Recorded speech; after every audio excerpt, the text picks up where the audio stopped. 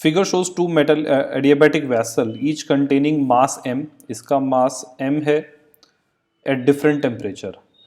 मैं कहता हूँ मान लो इसका टेम्परेचर T1 है, इसका टेम्परेचर T2 है, ठीक है।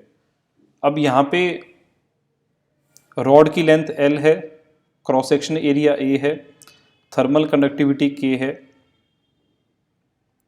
Find the time taken for the difference between the temperature in the two vessel to become half the original value. मतलब initial temperature difference T1 minus T2 है। मैं कहता हूँ मान लो T1 बड़ा है T2 से, तो इसमें हीट ऐसे जाएगी, ठीक है। और इसमें हीट जाने से T1 टेम्परेचर तो डिप करेगा, T2 बढ़ेगा और टेम्परेचर डिफरेंस दोनों के बीच का कम होगा, ठीक है। हमसे पूछा time for temperature difference to become half of the original value. मतलब जो पहले डिफरेंस T1 माइनस T2 है, इसको T1 माइनस T2 बाय 2 होने में कितना टाइम लगेगा, ये हमें इवैल्यूएट करना है।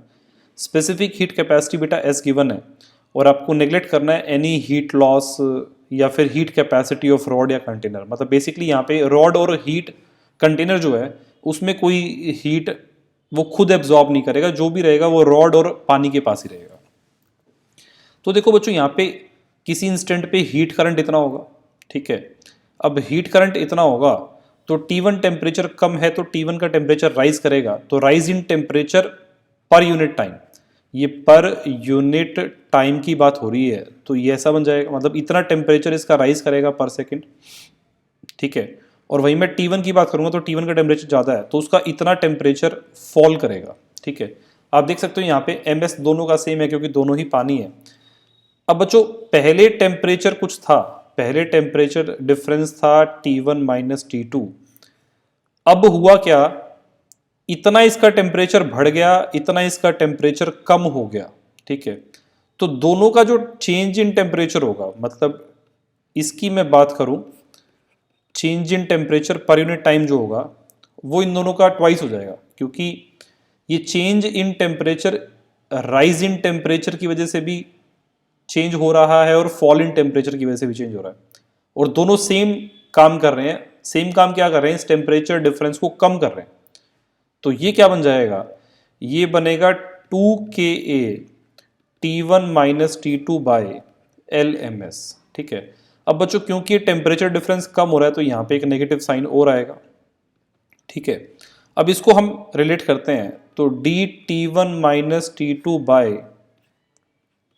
T1 माइनस T2 को हम देखें तो ये बन जाएगा -2Ka bye LMS into dt, ठीक है।